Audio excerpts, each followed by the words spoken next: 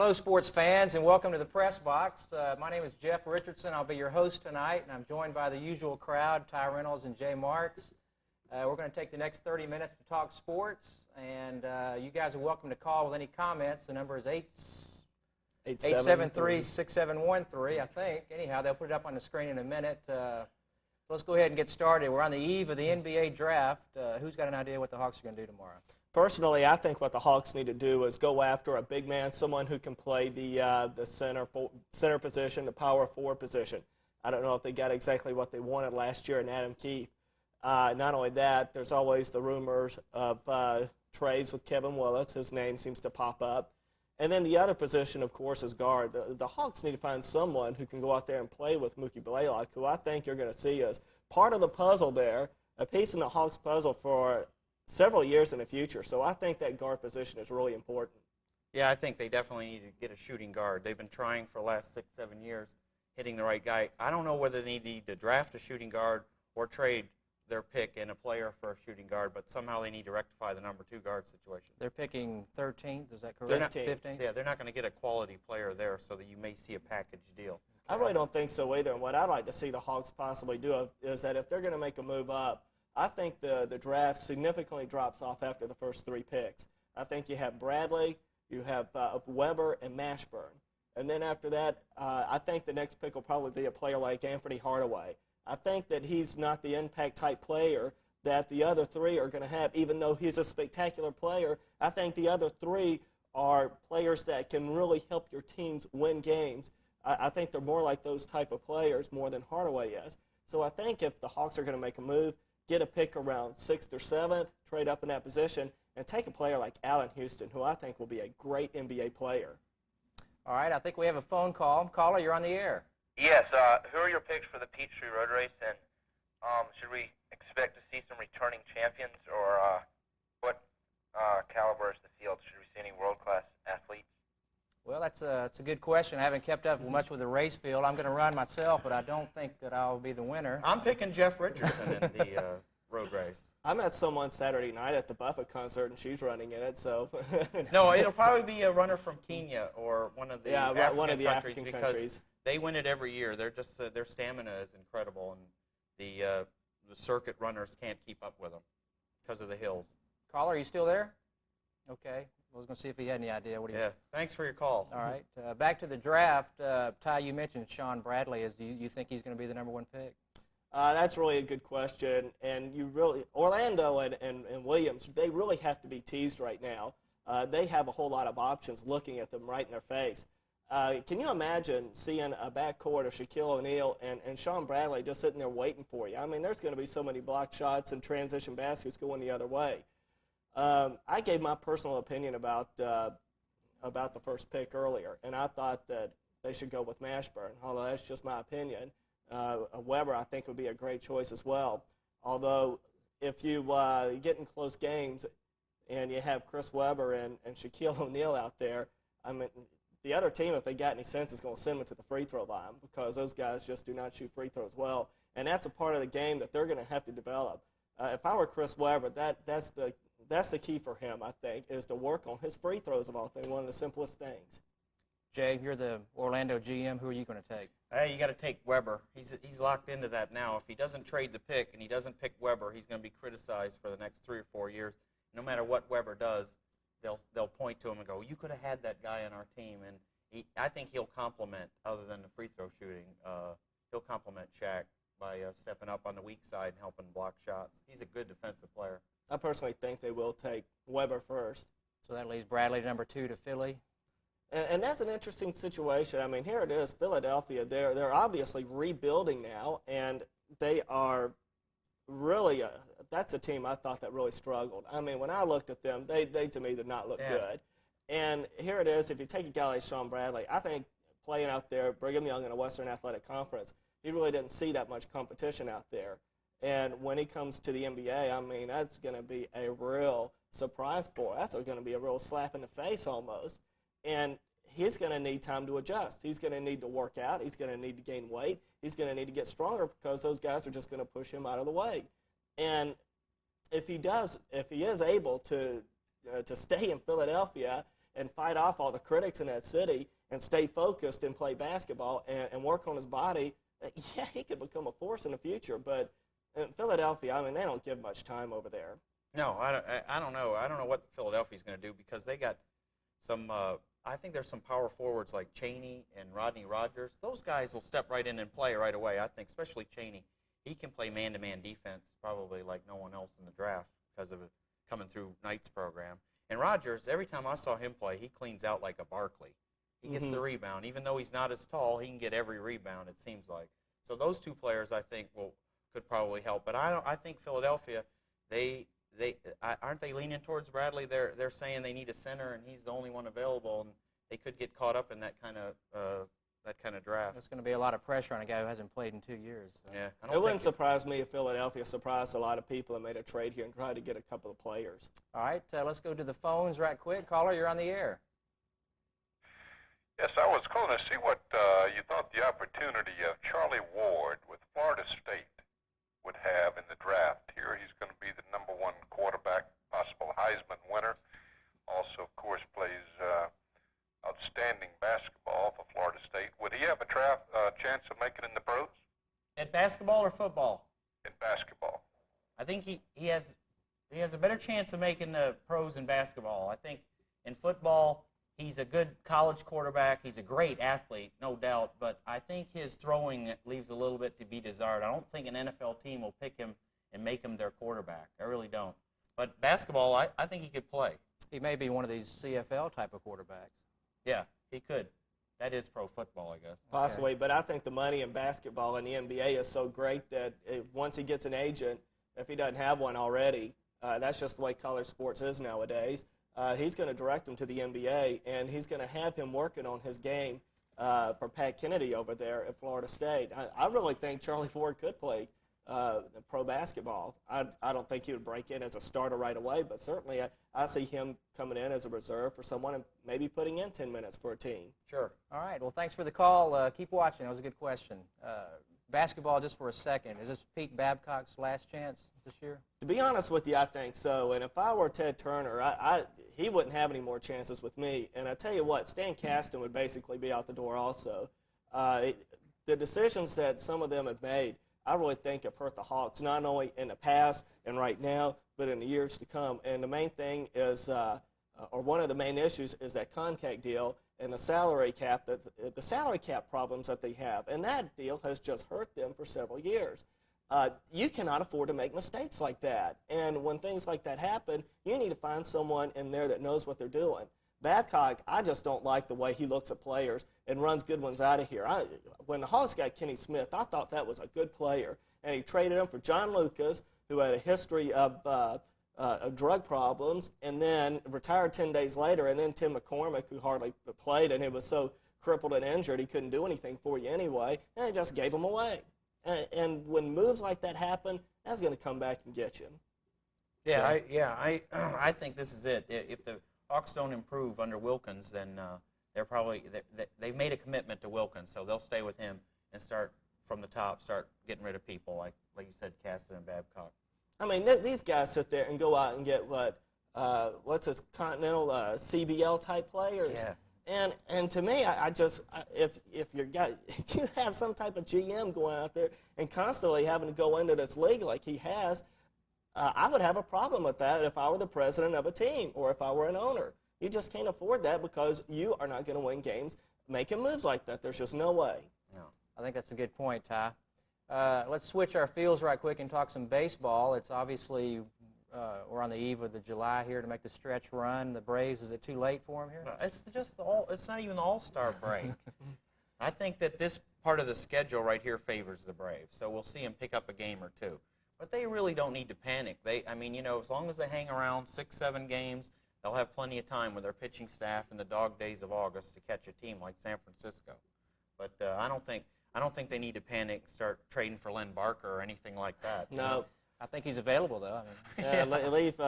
Let's leave old Len alone here. I agree with Jay, but I agree to an extent. I think that this is a critical month. It's not a critical 2 weeks like the paper said or what Terrence Moore has blown out of proportion here, but I think it is an important month where they do need to make a move.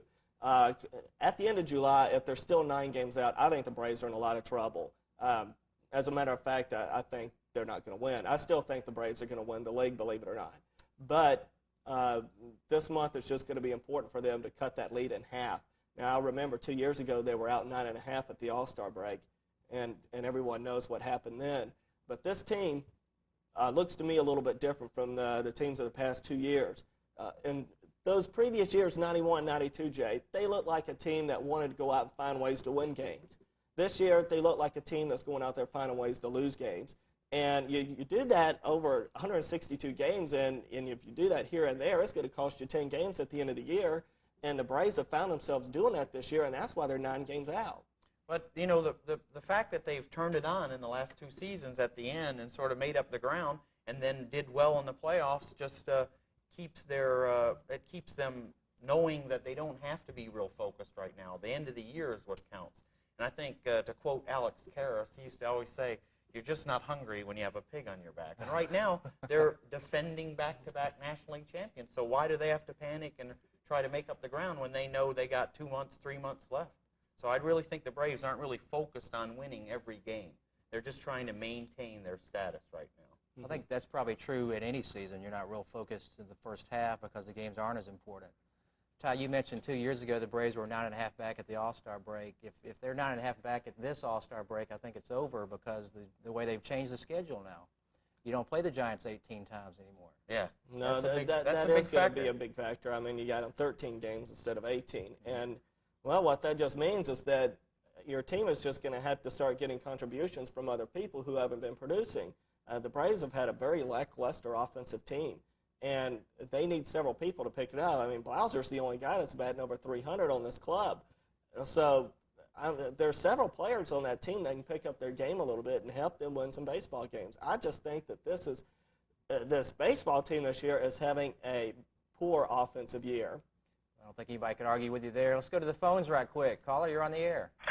Yes, my name is Stuart Rhodes, and my question is, do you feel as the Atlanta fans are getting spoiled about the Braves and their winning 2 National League championship, and we're really just getting panicky about the Braves and their situation this year, when actually the Braves has been, in the last couple of years, they've been pretty good with their backs up against the wall. And I feel maybe, you know, we shouldn't be panicking or anything like that. And I really don't think the Giants can actually keep up the pace of what they're keeping up right now. And we're lucky for the way the Braves haven't been generating the bats, but still keeping this close considerably. All right, that's a good point. Thanks for the call. To answer that first question, yes, we're spoiled. The city's spoiled. I'm spoiled. Jay, you're spoiled. So No, are you, I Jeff. still do the cheering. If you go to the game, you'll see the fans. For the last 2 years, they would get behind the team and get them up and get them excited, you know, like at the beginning of an inning or, you know, like when they needed a rally. Now, if anybody's been to a game, they'll see the fans just seem to sit back and react to what's going on. If something good is happening, then they cheer. If something bad's happening, then they boo. It's like Justice touched on it on his radio show. It's a totally different attitude in the stadium this year, and I think the players are having a hard time adjusting because they come home and they're looking for the home field advantage to boost them up, to give them a rally or two in the late innings. But now the fans are going, well, let's go. You start something, and then we'll cheer. And no, I'm not spoiled. I'm still doing the staccato clapping and the tomahawk thing at the beginning of the inning, but it doesn't seem like the other 48,000 are helping me out. Those are the guys out there earning the millions of dollars are the ones swinging the bat, not the fans. And so, no, it's up to them I think, to do something here. But going back to this lackluster offensive club, I mean, look at this team. Here it is, John Smoltz, great pitcher. I mean, you put him on another team, and he I think, has 10 wins. But he's 6-7 right now with a 3.11 ERA. And that just shows you that the type of games that he's losing. I mean, every time you turn around and look, he's losing a game 2-1, 3-1, 3-2. And, again, it's that offense. If you keep coming up with great pitching performance game after game, you should win a whole lot of baseball games. But here it is. The Braves are just sort of sputtering around and not scoring runs. And that's a problem. Well, I hate to say it, but I think the old bandwagon effect is taking coming into play here. Atlanta's a bandwagon town. The Braves are struggling. Yeah. We signed Greg Maddux at the beginning of the year, and there was a lot of talk about us having the greatest pitching staff of all time. But remember, when that happened, what we talked about on this show was that Lee Brandt left, and Charlie was 15-7 last year. And the year before. With something like he was with a 3.35 ERA, and those are going to be tough numbers to match. Although I think Maddox will go 15-7. It's Pete Smith, the fifth starter, Smith that's not is going to match the numbers. So as far as the caller called in, he said about the Giants and catching the Giants, the Braves pitching is supposed to beat good hitting all the time.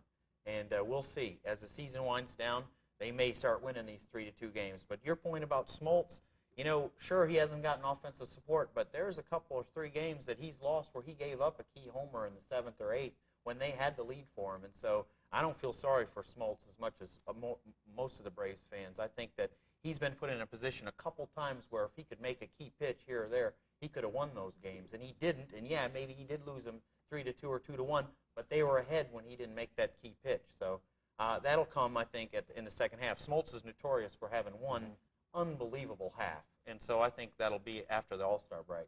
He'll win 10, 12 games in a row. All right, well, let's talk about there's still some trade rumors floating around for maybe Fred McGriff or somebody of that type. Ty, you heard anything? Well, you hear it all the time, and these experts that you see on TV and on ESPN are saying that the time is against the Braves, and the Braves are going to have to make this move. They're going to have to break down, give up some of those young players for Fred McGriff and people like that. I don't think so. I wouldn't do it. I would put the pressure back on San Diego and say, hey, you're losing anyway, and you've got these big salaries, and your general manager has a job to do, and his owner's going to make sure he does it, or else he's going to fire him. So he's going to have to get rid of these players and give them off to someone. Yeah, if there's players that he wants some of these young Braves players, but no, I wouldn't part with them. I'd call their bluff. All right, Jay, before we get you on here, we got a phone call. Let's go to the phones right quick. Caller, you're on the air. Hi. Hi. I know there's been a lot of talk about the Braves trying to trade Otis Nixon. Who do you think they want in exchange for him, a pitcher or a stronger hitter? Because there aren't that many people available. Well, Right. the rumor I heard is probably no good now since Roger Clemens is injured was the young Boston Right, pitcher. that's what I'd heard, and Boston backed off on that. They didn't want to do that. Well, I don't know who they're going to trade or try to trade him for, but what the Braves need is a veteran or 2 veteran hitters off the bench. And we've talked about this on the show before. They don't have a catalyst to come in maybe in a substitute role or a late inning pinch hitter. Now, if Lonnie Smith. yeah, or Jeff Treadway. Those are definitely 2 needs that they didn't fill in the offseason. They lost veteran 300 hitters that sat the bench and just hit when they called on them. But I think you trade for McGriff or somebody like that. You're only going to get like the return on the trade if he plays every day. Well, that's not what they need. They don't need an everyday first baseman. They don't need an everyday third baseman or whatever they want to trade for. What they need is a veteran player off the bench that can come in and give them a little pop in the offensive part of their order. I'd like to see him go out and get a long reliever, someone who can come into a game when you're behind and somehow keep it close and hope that you can come back and steal a game away from someone. That's what I would like to see the Braves get, because I don't like Marvin Freeman or some of the players that we have in the bullpen. I don't think they can get the job done. Tom, I'm going to have to disagree with you on the Fred McGriff trade. I say the Braves ought to pull the trigger on that thing immediately. And give up who? Well, we just got through talking about the lack of offense and we needed a catalyst, and Fred McGriff is a proven commodity, a possible National League home run champ. Give the Padres Ryan Klesko and maybe Melvin Nieves or one of those young outfielders we got that we have 4 or 5 of them. Why not give No, them they're Bremer on, Hunter? no. Well, I don't think they Lopez want- I or don't think they want Jones Bremer is going to Hunter. have to be part of the deal. If they're going to part with McGriff, they've already said Lopez or Jones has to be part of the deal. Well, I would not do that, but I think the Braves, like you said, can Sure, now if reverse they that could pressure. go ahead and do that with Nieves and Ryan Klesko, I would go for that also. And then also what I would try and do is talk to Texas and to see what you could do with them now that they're maybe trying to look at a little more pop in their lineup. Well, Okay. Canseco, their middle reliever, got hurt, didn't he? Yeah, he did. His first appearance of his career, as a matter of fact. All right, we have a phone call. Caller, you're on the air. Hello, caller, are you on the air? Yeah, I have a question. Okay, go I'm ahead. from Wisconsin, and I was wondering, what exactly is that red Packer helmet doing in front of all 3 of you? And the second part of the question is this. What is the feel around the Atlanta area about the Brett Favre trade that took place last year? being that he made the Pro Bowl his first year as a starter, and what do they think the Packers' chances are this year? I think it's obviously a Packer fan, Jay. What do you think? First of all, this isn't a red Packer helmet. It's a Georgia helmet, and they stole that logo from the oldest team in the history of the Shoot, NFL. they enhanced it. They made it better. Okay, and then the Brett Favre question, I think that the Falcons set themselves up for ridicule when they made the trade for Brett Favre. They Well, it's laughed. time out now. Not the Falcons, but Jerry Glanville. Yeah, okay.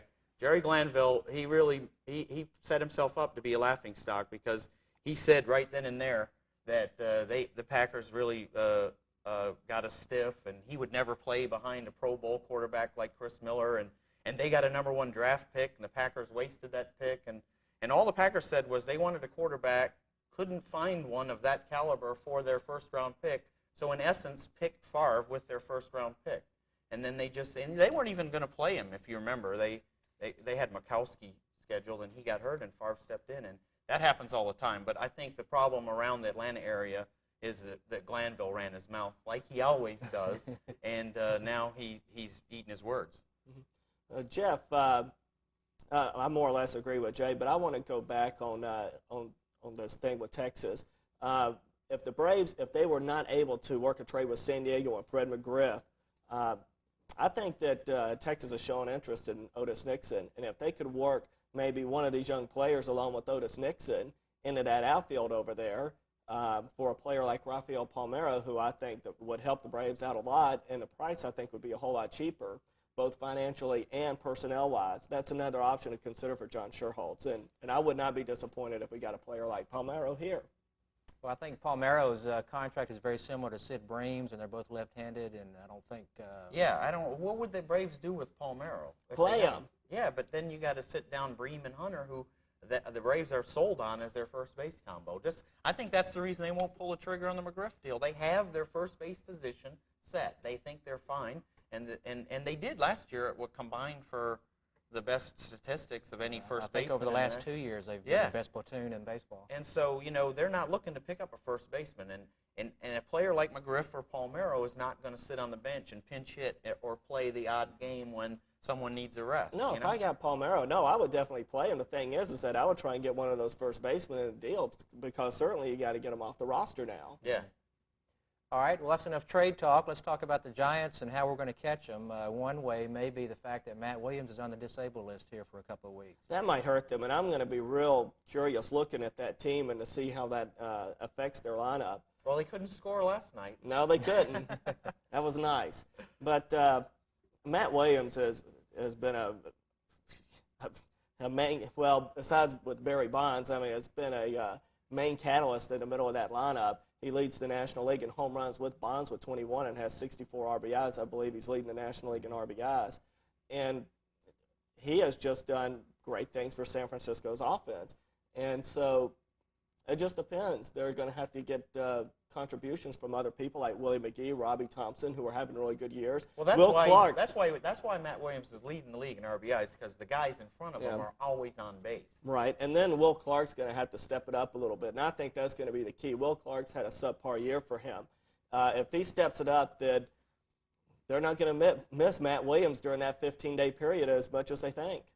I think they will miss him because they got Mike Benjamin playing third base here right now. So That'll make a big difference, but like I said, if Clark comes in that lineup and steps it up. They can lose a hitter, I think, and not really be, other than last night, be hurting offensively. Where the Braves are going to catch the Giants is pitching. If they have an injury or two in their starting rotation, they're going to have to throw a minor leaguer at you like every third or fourth day, and that could hurt their chances of maintaining a lead. Whereas I think you can replace an offensive player like that. Now, if two or three of them got hurt, they could go in the tank, but the Braves need to hope that their pitching staff falters. So with all the success that they've had this year, of the great slugging with Bonds and Matt Williams and these other great contributions from McGee and Robbie Thompson, you think the key has been their pitching? Yeah, their pitching is a lot better than people gave them credit for. I agree. Their pitching has been the thing that's been keeping them going. That's what I want. That's the point I wanted to make as well. The Braves have the best ERA in the league right now. Guess who's second? San Francisco. 3.29. They're in second, team ERA. So, yeah, that has been the key. All right. I think another key is the fact that it's probably about time for Bill Swift to go on the disabled list. He does so annually, and we're getting into July. So let's go to the phones right quick. Caller, you're on the air. Okay, I want to find out why you all aren't facing the real issue. We want to know what is up with the politics with Otis Nixon. Otis Nixon needs to be playing every day if the team is committed to winning today. Okay, why not have Deion Sanders platoon with David Justice or Ron Gant, who's slumming right now? What is the politics behind that, and why are you all afraid to deal with it? Come on, let's talk about it now. All right, we know the pitching has been good. Wait a minute, we know the pitching has been good. The pitching has been saving the Braves, but look how much the pitching could even make the team even more successful with a few runs here and there. Let's talk about it. I'm out. Okay. Let's talk about it. That's a good point, and we have talked about it every show. Ty is a big Deion Sanders fan, and I'm a big Otis Nixon fan, and I think that point is the best point any caller's ever made because I've been making that point. The Braves are here today. They're ready to win now. They don't have to commit to the future. Otis Nixon is the best center fielder in the National League, and they need to play him every day. And as far as Sanders' platoon, he can't platoon him with Justice because they're both left-handed hitters. So I wouldn't mind seeing him platoon with Gant. I mean, he's not a leadoff hitter, so I don't think he can swap him and Otis Nixon around. But, hey, you put Sanders in the lineup where Gant is every now and then, and you get, you might get a little more punch from the left side. Well, that was a great call. We appreciate you calling in and keep watching. I want to go ahead and break the tie and come in on Otis's side. I think the Braves do need to go for it this year, and he's obviously the better player. Deion cannot hit left-handed pitchers.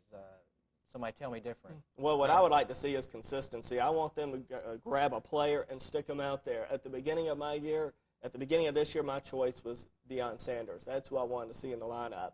And so that was my pick, so I'll stay with Deion. I'll be a Deion supporter still. No, I don't think, if they got 4 good outfielders, you don't have to pick 3 and play them. I really don't. I mean, these guys are getting paid millions of dollars. You've got to, at one point in their career, go, sit down, shut up, stop whining. We're going with these 3, or we're going with these 3, or we're going with these 3. I mean, you can't go, oh, I'm not in the lineup, I'm going home, I'm not dressing out. You can't do that. If you want to play Major League Baseball, you have to do what the coach says, all right? So the coach wants to play Sanders one game or sit down Gant or even sit down Justice. You got to accept that. You have 4 good outfielders. Might as well put 3 of them in the lineup and go with it. Why not rotate amongst the 3 of them? Yeah, I brought that up in the first show. I said that way everyone plays 3 out of every 4 games. But then on the other hand, when the Braves did that in the past, they had a really good veteran player like Lonnie Smith who was a little bit older, a little bit more mature about things, and could handle that situation. These guys are young players. They don't have the same attitude as a Lonnie Smith, so I think that rotating would still create a problem. All right, I think we might have another phone call. Caller, are you on the air? Yeah. Okay. I'm really excited about Lenny Wilkins joining the Hawks. I was wondering who y'all think they're going to get tomorrow and what kind of trades you think we can look forward to. All right, thanks for the call. I think if the Braves are going to make a trade, they're going to have to trade one of their big players. Talking about the Hawks tomorrow. That's what I mean. Yeah, okay. If they're going to make a trade, they need to trade one of the big players up front and to try and move themselves up several places. I think 15th is too low to make a pick. If they do pick 15th, I would look at a player like Irvin Johnson out of New Orleans, Ace Earl, if he's still left around. I don't think he will. Or James Robinson out of or James Robinson.